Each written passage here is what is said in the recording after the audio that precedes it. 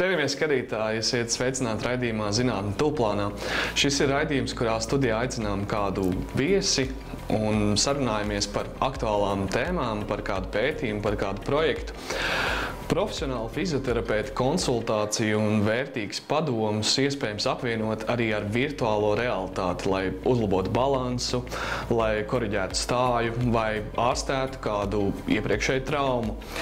Kā šāda veida tehnoloģijas var palīdzēt uzlabot cilvēku fizisko un mentālo veselību un cik lielu daļu šīs tehnoloģijas pārņems un pārņem no fizioterapeitiem, praktiķiem.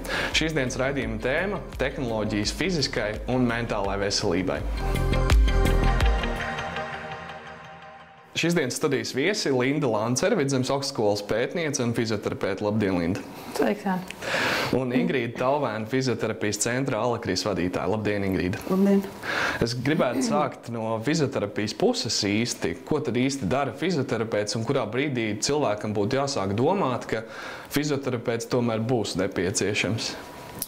Kurā brīdī tas laikam jāizvērtē, vislabāk to izvērtē ģimenes ārsts pats. Pacients laikam izvērtē to, ja ir kaut kur lasījis vai dzirdējis. Būtībā līdz ko ir trauma vai sapcelis vai pēc treniņiem, teiksim, tai pašā sporta klubā vai pēc treniņiem Googlā, ko atrod, ir pārtrenējies, ir pārforsējis visu, kaut kas sāp, tad jāatnāk, jā, protams. Un otrs vienkārši, ka diskustēties ir arī, teiksim, citi pacienti, kas vienkārši atnāk parunāt un pavingrot. Tas arī ir tāds fizioterapijas nozari. Tā fizioterapija principā saistīta gan ar fizisko, gan ar mentālo veselību. Tieši tā, jā. Jo mentālā veselība, fizioterapija uzlabo, ir viens no, pilnīgi 100% ne, bet viens no elementiem, kas uzlabo. Un kurā brīdī cilvēks var saprast, ka tas ir galējais posms, ka viņam būtu jāiet pie fizioterapeita? Galējais posms, ka noteikti kaut kas sāp. Pēc operācijas, pēc traumas, un noteikti kaut kas sāp, mugura, kāja. Nevar, teiksim, iztaisnoties, reibst galvu, tirpst rokas.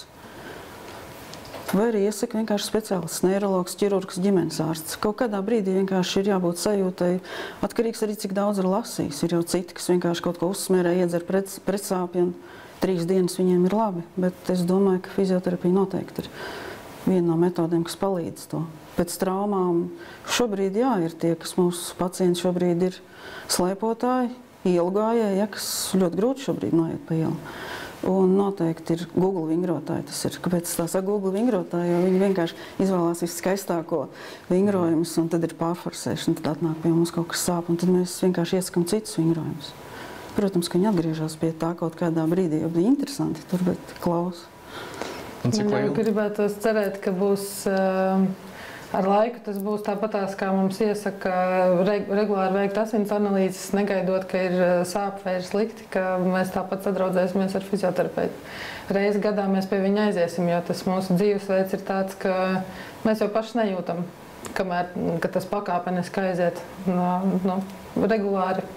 Aiziet parunāties, kā Ingrīda teica, kāpēc ne, un laicīgi novērst kaut ko.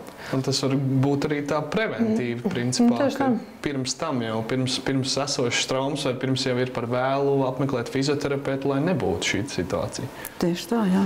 Vienkārši aiziet, izrunāties, ja kaut kas sāp, varbūt tad fizioterapeits ieteiks kaut ko, tos pašus vingrojumus vai teiksim, to pašu sporta veidu mazliet saudzīgāk, vai kā pievērst uzmanību tam, lai es vesels, lai nekas nesāp. Lai nav tā, ka pēdējā brīdī ir atnācis un tad jau ir pilns doktoru komplekts, fizioterapija, ķirurgs un tā tālāk.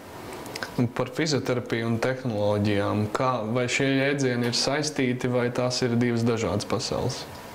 Ingrīda ir lielāka pieredze no ikdienas fizioterapeita. Šobrīd tehnoloģijas ienāk pie mums, jā, jo Linda mums piedāvā iespēju notestēt virtuālo realitāti ar visiem sensoriem, kur ir pulss, arī vingrošanas intensitāti, muskuļu, teiksim, cik muskuļi ir nodarbināti.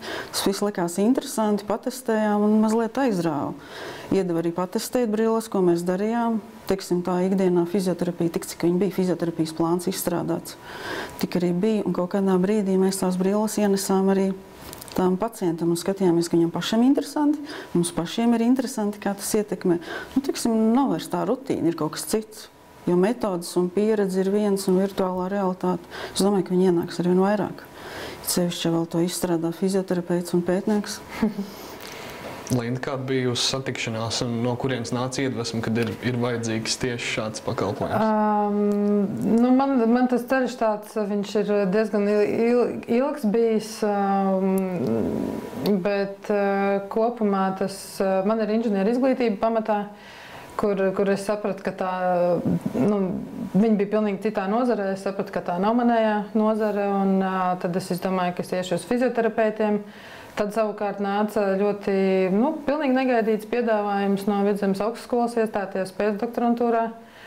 Un, tā kā es biju īslaicīgi strādājusi ar cilvēkiem ar funkcionāliem ierobežojumiem, tad tās visas lietas tā kā salikās kopā un radās šī pēcdoktorantūras projekta ideja, kur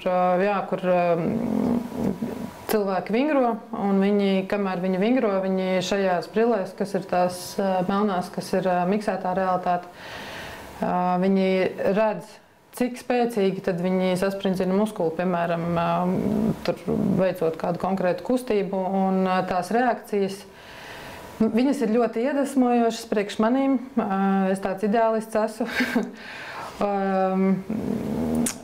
Un ka tie cilvēki ir pārsteigti, kad es nezināju, ka es varu, ka tieši tur ir jāsaspridzina tas muskulis, es to nevarēju saprast, un es nezināju, ka es varu tik daudz viņu tiešām arī aktivizēt. Tā kā man darbā principā galvenais ir gandarījums, un lai tam ir praktiskais pielietojums.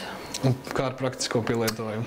Jā, tāpēc aizgāju pie Ingrīdas, lai noskaidrotu, vai arī viņu prāt tam ir pielietojums, jo tas, ka es tā izdomāju, tas neko nenozīmē. Līdz ar to tā sākās mūsu sadarbība. Jūsuprāt, tad ir pielietojums, vai jūs redzat, ka tas ir variants, kurā varētu attīstīties iespējams? Tas ir pielietojums, jā, jo mēs viņu izmēģinājām, testa režīmā, mēs iekļāvām tais fizioterapijas nodarbībās. Vienkārši paši skatījāmies, un tad jau rodas tās brilles, it kā visu laiku ir pieejams, un tad, vēl varētu šim pamēģināt, šim. Un lēnām tās idejas rodās, un arī interesanti pašiem, kas ir pats galvenais, interesanti. Jo no vienas puses ir pacients neskatās tikai uz to fizioterapeitu, ko viņš teiks, bet viņš skatās tajās brillēs, viņš pilnībā ir aizrāvies. Un mēs skatāmies jau vairāk, lai viņš tehniski pareizi pārējo visu izpildi. Es domāju, ka ienāks arvien vairāk, jā. Jo šobrīd Linda to ideju mācīja mums tā lēnām, ieviest. No sākuma iedeva patestēt, kurā mēs visi piedalījāmies, visi fizioterapeiti, visi iztestēja šo vidi. Pēc tam bija jāizpilda aptauja, kurā mums kā patika un kas bija un kas nebija. Pēc tam lēnām atstāja brilles, kas mums, nebija iespēja neizmantot, un arī pašiem bija interesanti. Arī pašiem pacientiem ir interesanti, tas pats galvenais ir. Tas ir tāds, tur tas lielais jautājums ir par saturu tieši, jo daudziem man šķiet ir tāds stereotips varbūt, ka brilles ir tikai spēlēm, un daļēji tā ir taisnība, jo viņas ir radītas priekš spēlēm sākotnēji, un tas saturs, šobrīd viņš jau tiek pielāgots, bet liela daļa no tā pieejamā satura ir, viņš tāds vispārīgs saturs. Un man ļoti gribās uzsvērt to, ka mums ir jābūt ļoti apzinātiem ar jebkura veida tehnoloģijām. Mēs neejam uz veikalu 15 centimetru augstpapēžu kurpes, jo tas mums ir jau tādā automātiskā līmenī aizgājis, ka mēs saprotam, ka tas nav priekš mums. Un es tā gribu cerēt, ka kaut kādā brīdī tas arī ar šādu veidu tehnoloģijām nonāks līdz tam.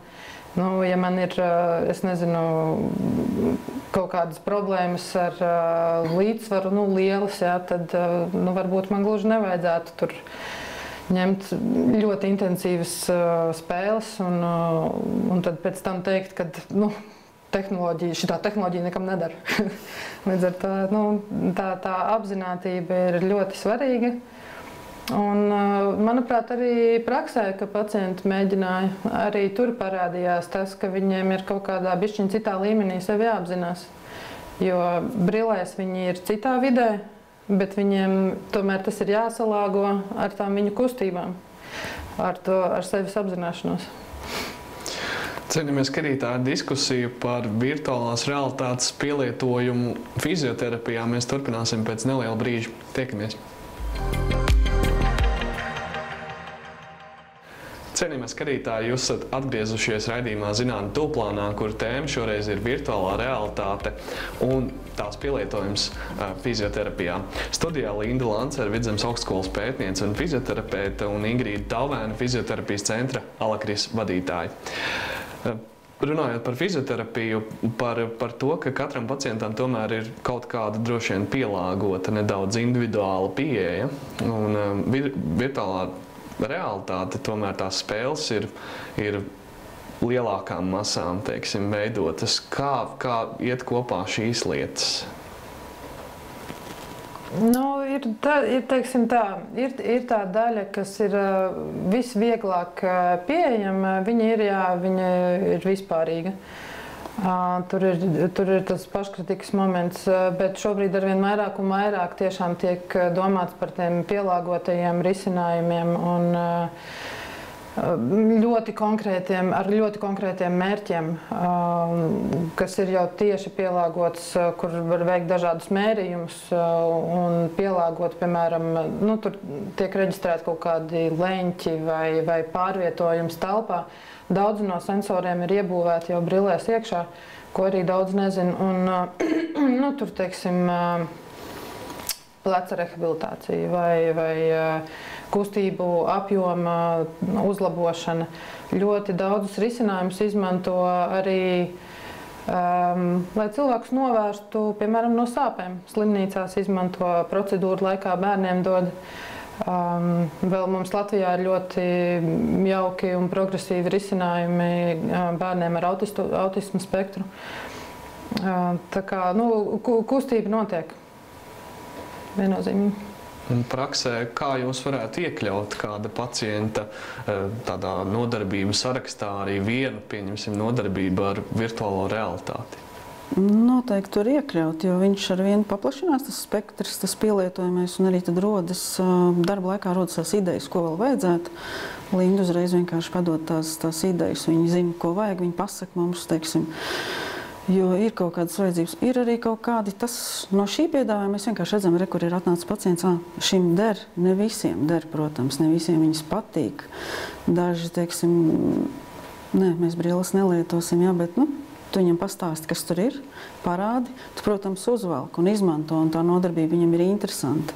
Bet, teiksim, tā ir svarīgākais, ka ir tie sensori, kur mēs redzam viņu. Jo nevienmēr ar aci, ar kustību, vienkārši varam novērtēt to fizioterapijā visu, bet tur ir tie sensoriņi, kas palīdz mums. Tas ir pats galvenais. Un tas standarts, kas jau šobrīd ir izstrādāts, to var pielietot vieglākiem gadījumiem, gribētos viņu arī sarežģītākiem gadījumiem pielietot. Kad jau katru reizi, teiksim, pacients jau pēc ārstēšanas plāna viņš neiet. Viņam ir, teiksim, mēs izplānojam 10 fizioterapijas, viņam zinām, ko viņš darīs katrā. Nevienmēr viņš iet pēc tā plāna.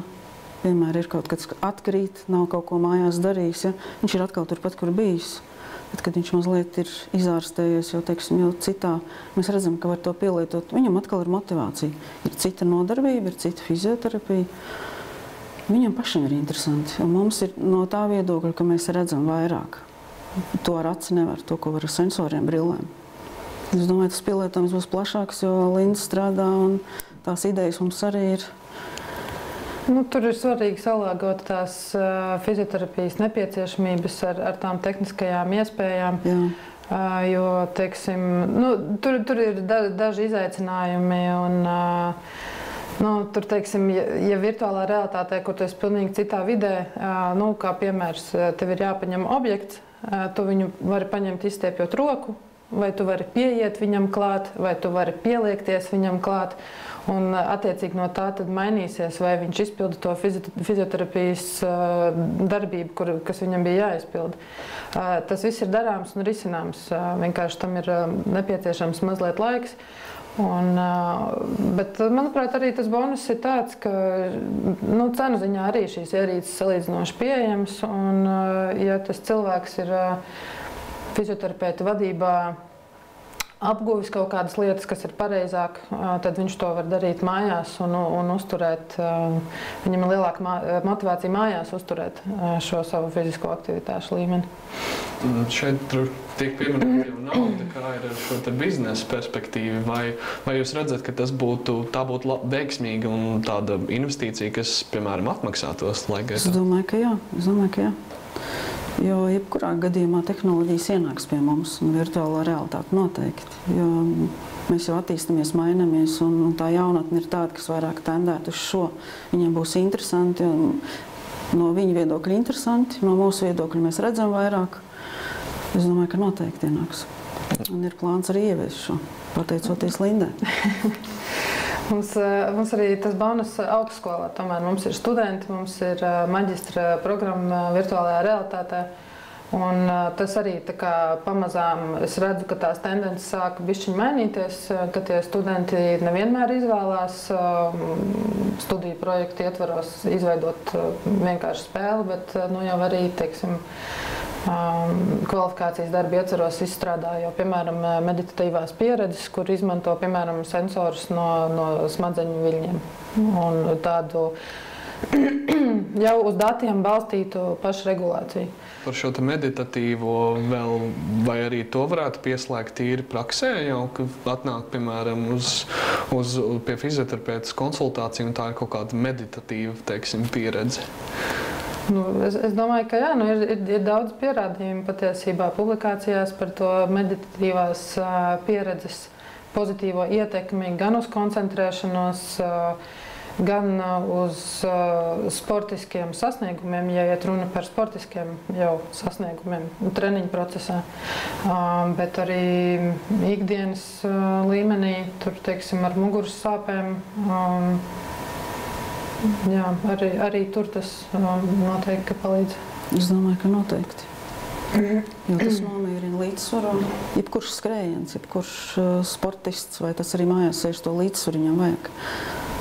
Tas nav ne tikai tīri sportiski, bet arī mēs jau nogurstam. Ir skrējiens, šobrīd ir tāds tik intensīvi tā ikdiena katram, un arī tas, ka ir tas attālinātais darbs, ka noteikti tā meditatīvā ietekme noteikti ir. Ja viņi izstrādā un tu esi ar brillēm, tas jau ir interesanti un tā pašā laikā veselīgi. Mums bija tā iespēja paviesoties arī pie jums Alakrist centrā un skatīties, kā tad reāli pacienti šo te pamēģina. Tad skatāmies video.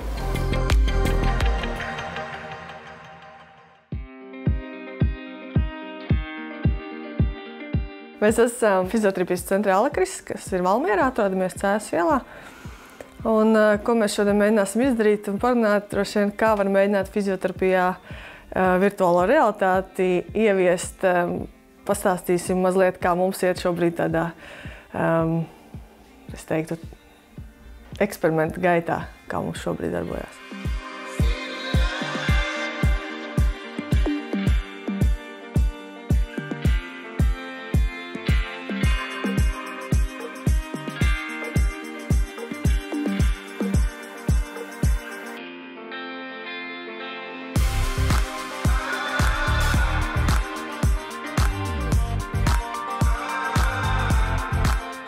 Protams, dzīvē ir citādāka, virtuālā realitāte citādāka. Šeit ir tas arī, kad tu vari nozīmēt laukumu, cik lielā laukumā tas cilvēks var darboties. Un, ja viņš iziet ārā, viņam ir kaut kāds robežas ielikts, un viņš nevar drusciņi noblēdīties, viņam ir ielikts un viss, un tad viņš kaut kādā tur tajā rāmī strādā, tad var daudz precīzāk darboties. Piemēram, jauniešiem tad kādreiz ir interesantāk, jo viņi redz, jo viņam pēc spoguli, skaties kaut ko sev, viņš, man jau besi ārā vai kaut ko tam līdzīgi. Caur to viņš aizmirst un viņš var, teiksim, vairāk darboties precīzāk. Interesantāk ir tiešām, kam gribās redzēt, nevis tikai sevi skatīties vai tādu, darboties. Viņš grib caur tādu, kāpēc spēlē datorspēles tādas, viņš grib kaut kādu tādu izjust akšanu un darboties.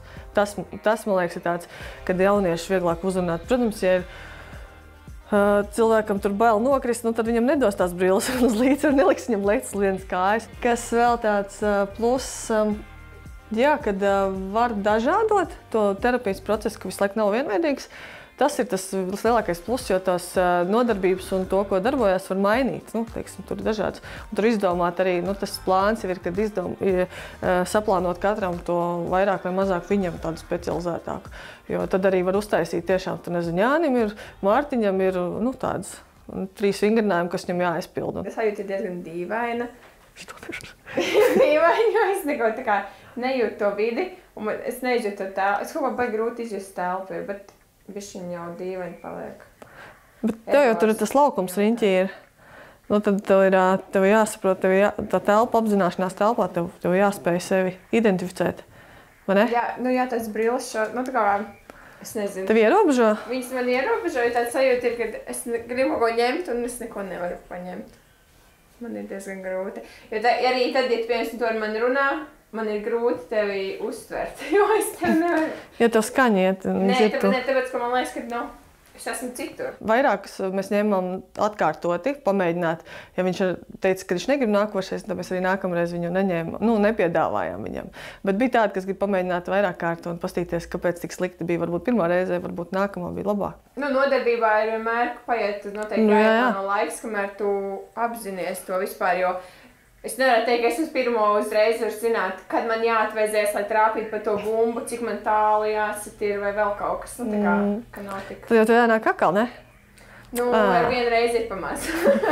Nu jā, mēģinās vēlreiz. Ar vienu reizi noteikti ir pamaz, jo vienā reizē tu tikai varbūt saproti vispār, kas notiek. Un tad pēc tam nākošais reizes, es domāju, ka varētu jau mēģināt kaut ko uztrenēt. Vairāk ķiķina par sevi, ka daudz ko nevar izdarīt un liekas tad tīzli un domā ārvalds, kurš tas nonācis, kas man te apkārt neko nejūt un tā. Nu, un lielākoties viņam tas komentārs tā, droši vien es iztos tīzli no apkārtas, tad, kad skatās. Nu, teiksim, viņam liekas, ka viņš viens pats mahājās pa laukumu un viss vienkārši sēž un smējās, bet nu, viņš darbojās ap sevi, viņam tā tikai liekas, bet nav jau tik smieklīgi. Dažreiz ir, bet nevienmēr. Īstenībā ir tāda lieta, kad nevar tā kā gribas vēl vienu reizi uzstīšu, vēl vienu reizi, un tad liekas, kā varētu vēl. Un tā, man liekas, ir baigi ieiet. Gadžeti atkarīgi, viņiem nekas nebūs, nedrīkst šitādi vispār, jo viņš būs tāds, siežot, es tam brillēm. Viņš ir kā terapija, ķipa vingro, bet viņam jau gadžets ir uz galvas. Viņš, nu, tad terapija praktiski nekas nesanāk. Ja? Par tām meditatīvām, jā, kad cilvēks spēj nokoncentrēties, jo viņam ir konkrēts, nu, tad viņš spēj, jo viņam ir konkrēts uzdevums darbojies tur, nevis tur ārā un tā, jo ļoti bieži mūsdienu problēma cilvēks nespēj būt šeit un tagad konkrētā reāla laikā. Un tas ir tas, ko var mēģināt ar šo savākt, nofokusēt viņus kaut kādu konkrētu darbību. Tas arī varētu palīdzēt, jā. Mēs vairāk ar tādu mazliet izmēģinājumu un tas darbošanās jau tāpatās vienkārši tas daudz vairāk ir jāpiestrādā pie tā un tur jāpēta daudz vairāk un jādarbojās, lai būtu. Tāpēc arī Linda ir atnāca pie mums, lai mēs kaut ko mēģinām te padarboties un saprast, ko darīt, lai būtu viņš daudz produktīvāks un optimālāks, ko var pielietot. Nu, es domāju, ka būs tāda, jā, kāpēc nē? Tas tāpatās, kā viens piesakās uz slingiem, viens piesakās uz vingrošanu, vienkārši ārstniecisko, viens uz, fiziskās sagatavotības treniņu, viens atnāk uz virtuālās realitātes treniņu, kāpēc nē? Es domāju, ka jā. Vajag viņu vienkārši tā parādīt vairāk un piedāvāt, un cilvēki jau ir atsaucīgi, un mūsdienās tas ir, jā, tā ir štēla.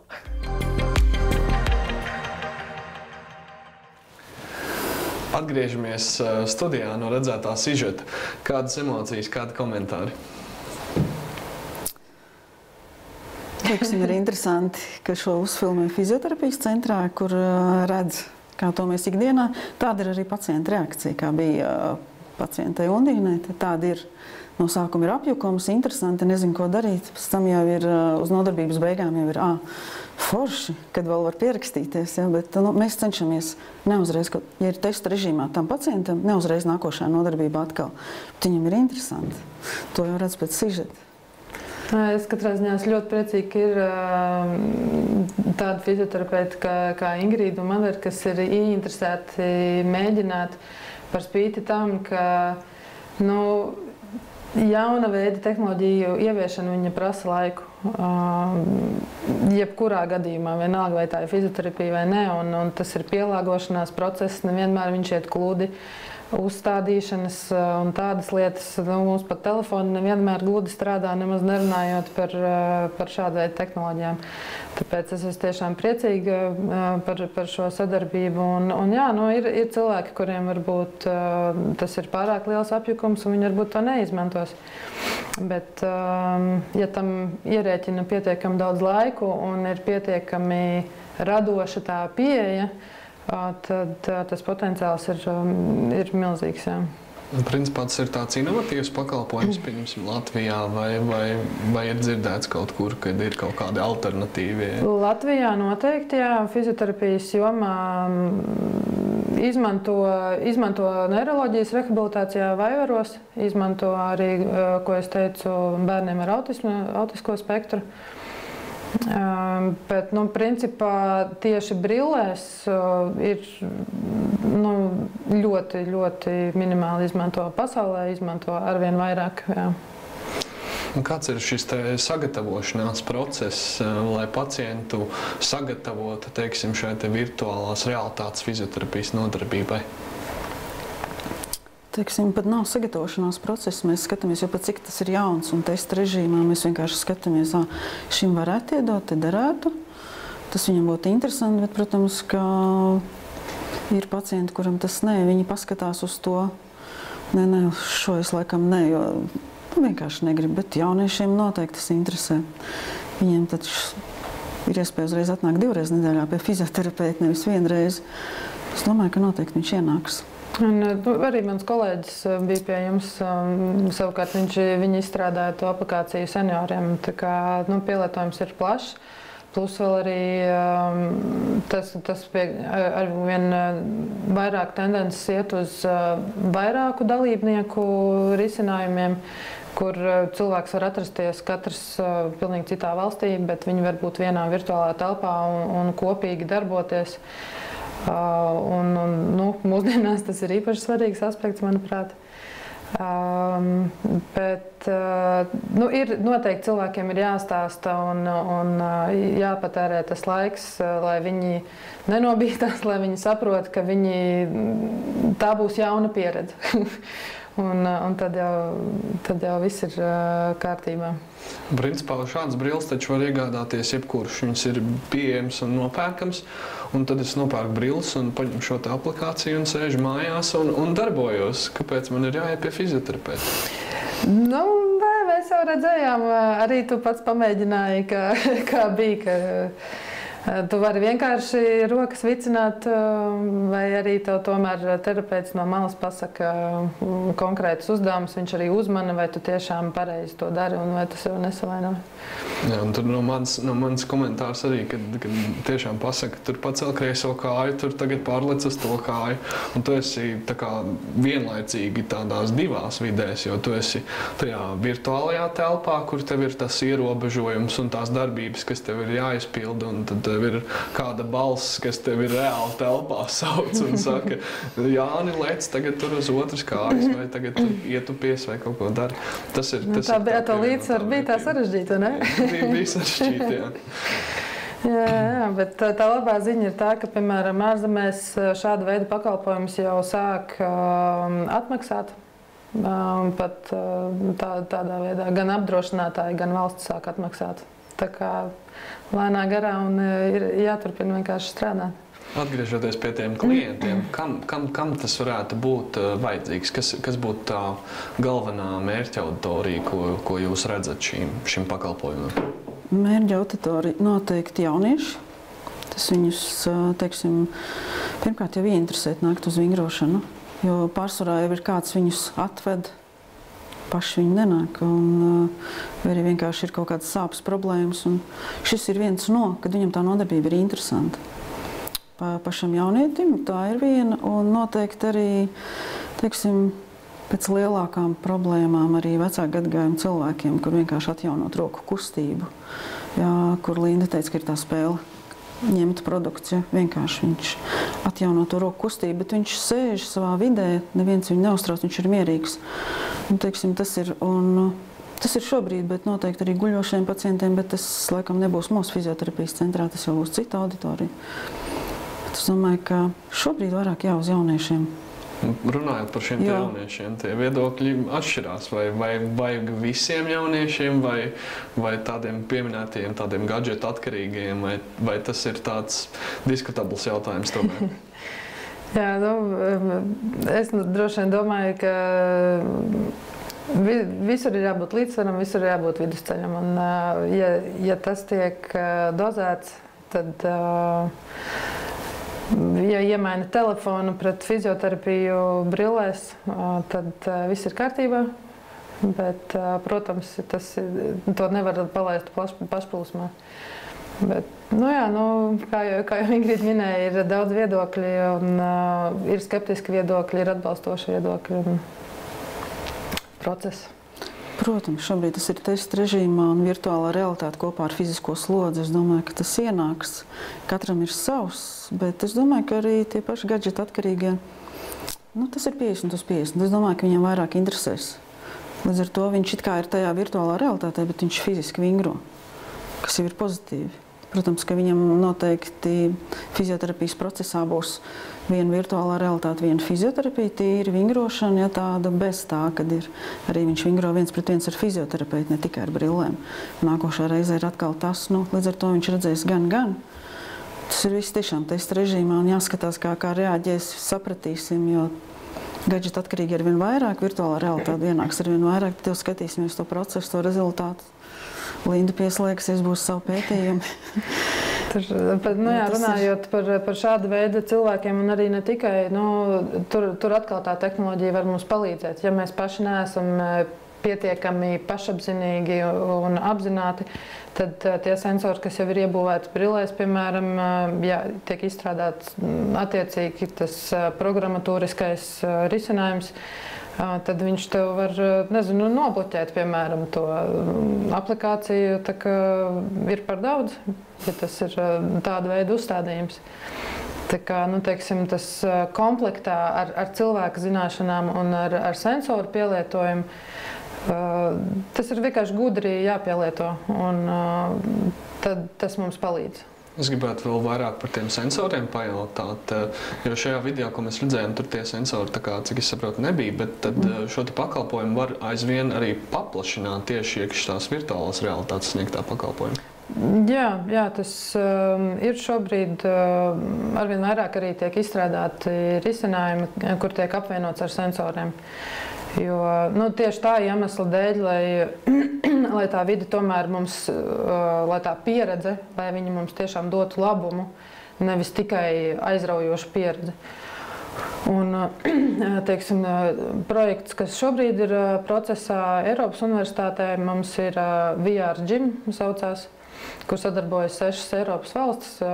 Mēs izstrādājam platformu, kur tieši sēdoša dzīvesveida nepiekritēji, bet cilvēki, kas piekopja sēdošu dzīvesveidu, viņiem būs iespēja arī darboties aktīvi šajā virtuālajā realitātē, bet tas viss tiks apvienots ar sensoriem par jau minēto pulsu, par muskuļu aktivitāti. Līdz ar to tas saturs jau un tā terapija viņa būs salīdzinoši, pat nesalīdzinoši, viņi būs absolūti individuāli, jo tie ir mani dati, kas, principā, es vadu šo spēli ar saviem datiem, ar informāciju, kas nāk no manis.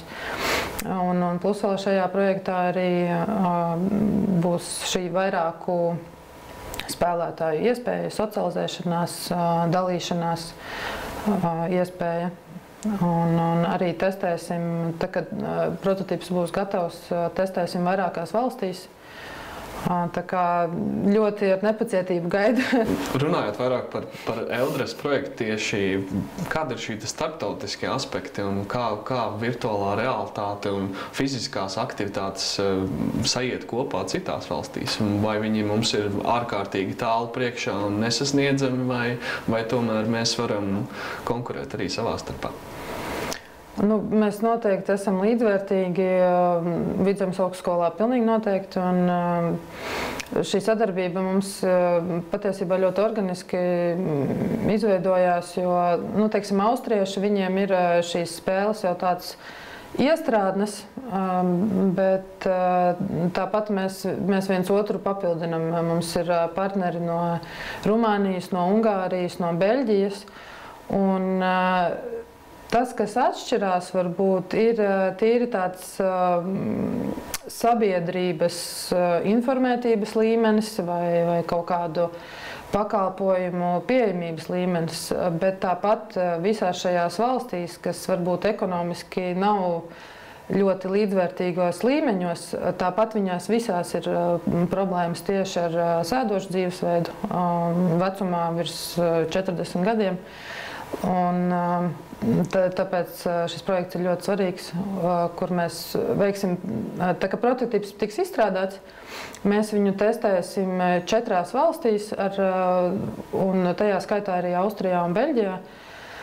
Līdz ar to mēs tad gūsim to izpratni par to ieguvumu salīdzinoši dažādās sabiedrībās. Un, teiksim, mums ir šī sadarbība, tur ir obligāti jāiekļauj arī studenti un obligāti ir jāiekļauj arī sabiedrība šī satura izstrādē. Un tas ir viens no lieliem fokusiem, un es ceru, ka mēs varēsim turpināt sadarbību ar Ingrīdu un iesaistīt arī pacientus, jo viņi ir šie gala lietotāji, un viņu viedoklis un viņu ērtība patiesībā ir vissvarīgākie, jo daudzas aplikācijas tiek izstrādātas no izstrādātāja viedokļa. Viņi domā, ka ir baigi labi, un nevienmēr lietotājs tā domā. Tāpēc, un ir arī citi virzieni šajā Eiropas universitātē, kas ir arī ar mašīnu mācīšanos saistīti. Un, tā kā, tur tas viss savijās kopā, sensori, virtuālā realitāte, visi lielie datu apjomi no sensoriem, savukārt bez mašīnu mācīšanās arī maz ko mēs tur varētu izdarīt. Tā kā ļoti tāda organiska sadarbība un arī tiek strādāts jau pie jauniem virzieniem, jau tiek attīstītas, piemēram, viens tiek attīstīts tieši mentālās veselības virziens uz apvāršņu projektiem. Tā kā mēs tikai ieskrienamies patiesībā. Jūs pieminējāt šo te dažādību, to, cik dažāda valstīs ir informācija tieši par virtuālās realitātes piedāvājumu un par to, ko šīs tehnoloģijas mums patiesībā var dot, jo, kā jūs minējāt, lielai daļai tomēr ir tas iespējas, ka tās ir kaut kādas spēlītes tur mājās un kaut kas nākamais aiz vienkārši plēša vai kaut kā tā.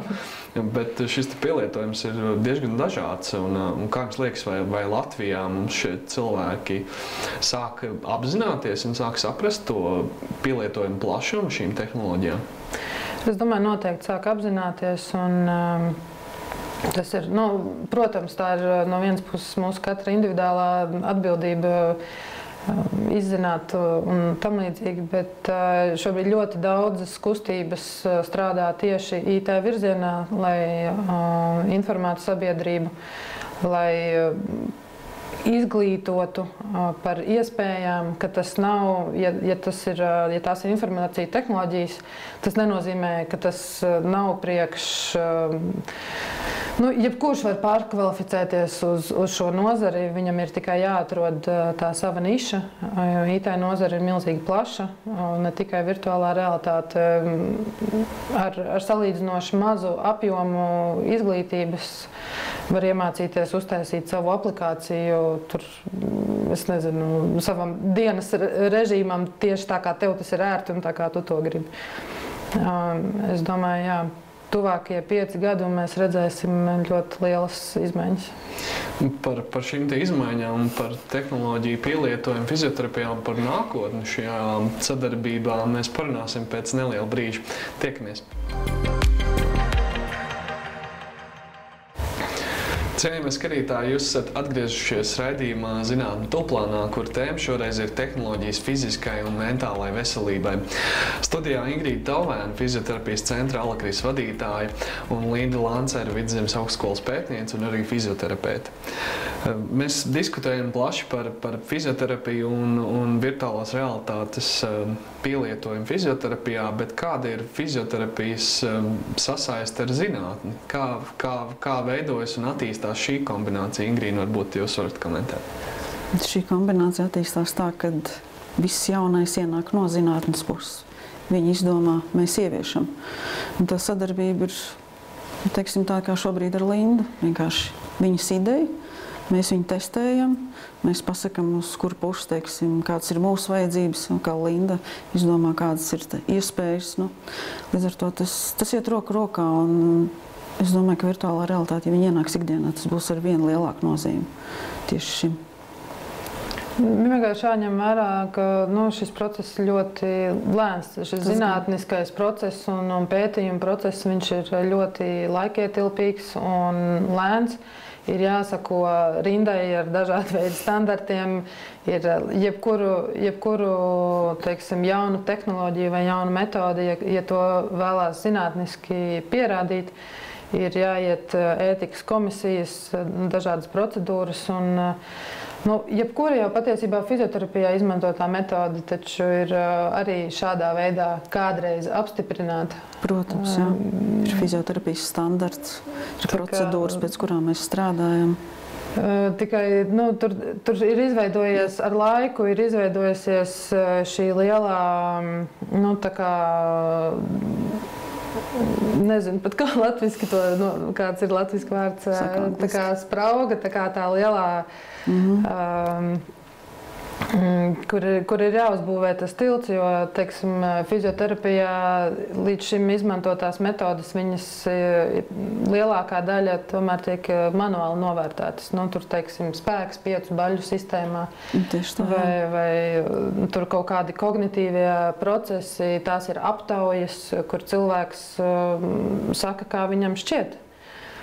Un, cilvēki ir ļoti, ļoti dažādi. Viņi aiziet pie fizioterapeita, viņi grib būt labāki nekā viņi varbūt ikdienā ir. Jā, tur pateikt, ka viņi ir čaklāki un tam līdzīgi. Tādā ziņā šī sensoru izmantošana un tehnoloģija izmantošana ir šī iespēja padarīt procesu maksimāli individuālu. Jo viņš saka, ka jā, es jūtos labi, bet, teiksim, sensori saka, ka, nē, vecīt, tu patiesībā esi tuvu depresijai. Tad tikai nodarbojies ar pašiedvesmu šobrīd.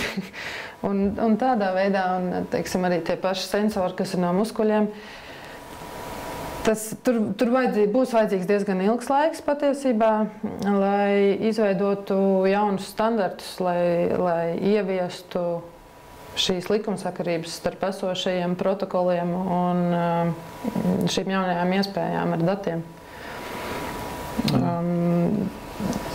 Tur arī tas ir jautājums, kas ir visvairāk vajadzīgs. Es varbūt no tā procesa viedokļa, kur jūs redzat, kur visvairāk būtu vajadzīgs, vai tā ir novērtēšana, vai... Arī pie novērtēšanas, arī, teiksim, ir pati fizioterapija kaut kādā procesā atkal testi, pieliek to sensoru, te jau redz to progresu, vai arī nav izmaiņa. Būtībā viņš atnāk tikai pastrādā pie mums mājās, tikai tā, teorētiski pavingro. Man liekas, ka vieglāk ir izvērtēt. Būs, jo tas ir tas, ko tu teici, viņš jau pasaka vienu, mēs redzam citu, tad apmēram, jānotic laikam pacientam, jā. Viņš saka, bet tas muskuļu intensitāte, pulss. Un it sevišķi tagad Covid pacienti, kad vienkārši redz, ka viņi nespēja, tas arī palīdzēs. Jo tie sensoriņi pateiks reālo situāciju un nevis to, ko mēs redzam ar aci. Viņi atšķirsies, es domāju. Man šķiet, Mandara arī vienreiz minēja, ka viņi jau arī neredz. Teiksim, jā, viņš pie viņas vingro pareizi, bet viņš pēc tam iziet skriet pa ceļu, un viņš ļoti iespējams jau vairs to nedara pareizi. Teiksim, viņi tur bijusi ceļu trauma vai kaut kas tam līdzīgs. Un tad, teiksim, tie sensori, kas ir, viņi dod to iespēju ierakstīt tos datus un kaut vai iedot pēc tam fizioterapeitam. Jā, vai arī vingrošanā, teiksim, uz tā paša skrejceļa, pieslēdzot sensoriņus, parādīt, kā viņam pareizi skriet. Teiksim, netraumēt to celi, izvēlēties, teiksim, pareizo skriešanas celiņu, neskriet pa asfaltu, varbūt vairāk pa zāli. Un tās ir kaut kādas lietas, ko fizioterapeits pats ar savu aci īsti noteikti nevar. Var noteikti, teiksim, bet tas sensors var palīdzēt noteikti 100%, nebūs 90%, teiksim, novērtēt labāk to. Jo ar aci ir viens, viņš to izdara zālē, bet ikdienā viņš dara savādāk, to pašu, ko Linda teica. Viņš iziet ārā un turpina. Ieradumam liels spēks. pie fizioterapeita atnāk, viņš maina to attieksmi pret vingrojumu, vingrojumu izpildes tehniku, viņš maina savādāk. Un arī, teiksim, attieksmi pret sevi. Nevis izdarīt ātri, bet izdarīt tehniski pareizi. Lai vairāk palīdzētu sev, nevis vienkārši izpildīt to vingrojumu skaitu minūtē, bet tiešām sev palīdzēt vairāk. Nu, jā, tas svarīgais moments, ka, tā kā, piemēram, tu aizēji pie, tev fizioterapeits parāda, piemēram, ja tu pagriez kāju, nezinu, pēdu pa 20 grādiem, un tu to vingrojumu vairs nevar izpildīt. Un tur ir tās nianses, kur, un arī liela nozīme ir tieši, cik fizioterapeits ir pieredzējis. Ja viņš ir tikko no augstskolas, viņš to neredz.